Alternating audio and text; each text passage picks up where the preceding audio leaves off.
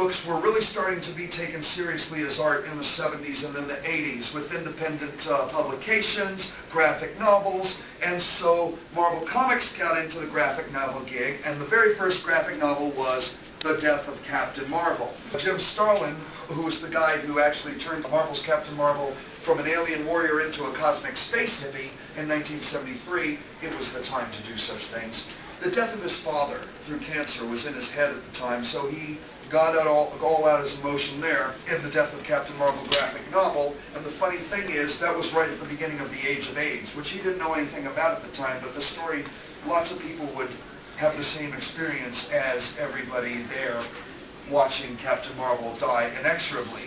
But Marvel Comics had to keep the trademark alive. So, Roger Stern suggested a new character for that name. His wife had pointed out that the name Captain Mar-Vell is non-gender specific. So let's make it female. Why not make it a black Captain Mar-Vell? There aren't that many black female Captain Mar-Vells, and in the early 80s, it's about time to have a black female everything anywhere. And came up with an origin story that had absolutely nothing to do with any other Captain Mar-Vells anywhere.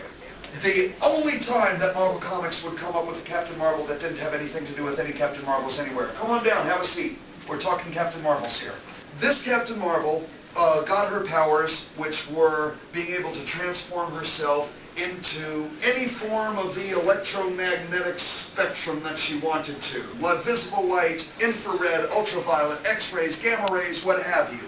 She was unique among female superheroes because she wasn't the wife or girlfriend or a female version of somebody like, say, the Wasp was the wife or a girlfriend, or Supergirl was a female version. She was unique among black superheroes because she was not Black Goliath or Black Lightning or something.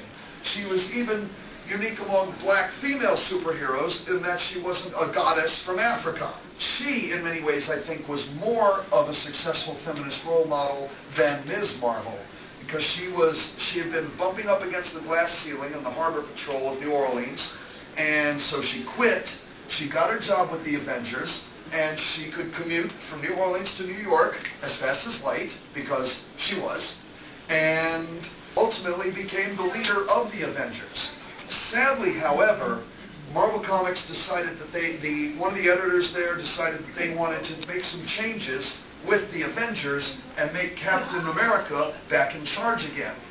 Some people didn't quite like this because that would mean they would have to write it in some way that, how could you make Monica Rambeau look good if she's got to give up her place to Captain America? And so some people call this racist and sexist. Some people disagree, but the fact is she lost her powers, she lost her place.